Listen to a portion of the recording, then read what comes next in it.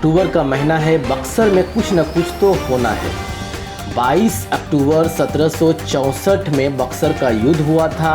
ये भी अक्टूबर का ही महीना है। राजनीति रूप से बक्सर बिहार विधानसभा चुनाव में मद्देनज़र हॉट सीट बना हुआ है। बक्सर विधानसभा सीट परंपरागत रूप से भाजपा के खाते में रही है। भाजपा ने कई बार यहां से फतह हासिल की है।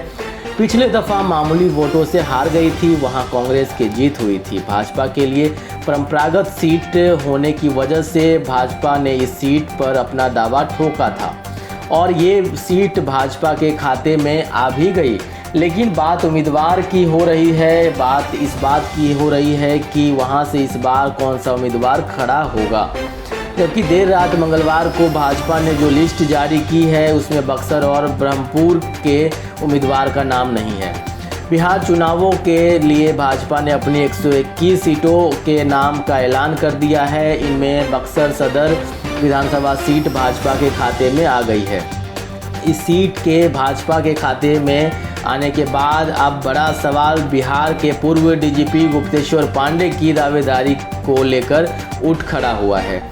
गुप्तेश्वर पांडे ने हाल में ही वीआरएस लेने के बाद जदयू की सदस्यता ग्रहण की थी। इस बात की चर्चा की थी कि वे बक्सर सीट से विधानसभा चुनाव लड़ेंगे, लेकिन जदयू भाजपा के बीच सीट शेयरिंग को लेकर हुए समझौते के अनुसार ये सीट भाजपा के खाते में चली गई है। डीजीपी पद से इस्तीफा देने के बाद गुप्तेश्वर पांडे ने कहा था कि वे बिहार के किसी भी सीट पर चुनाव लड़ सकते हैं और जीत भी सकते हैं। हालांकि उन्होंने ये बात अपनी लोकप्रियता को लेकर कही थी। अभी भी भाजपा ने बक्सर सीट पर उम्मीदवार का नाम न देकर गुप्तेश्वर पांडे के लिए दरवाजे खोल रखा है। बक्सर और ब्रह्मपुर में उम्मीदवार नहीं दिए हैं, लेकिन गुप्तेश्वर पांडे ने जदयू का दामन थाम रखा है।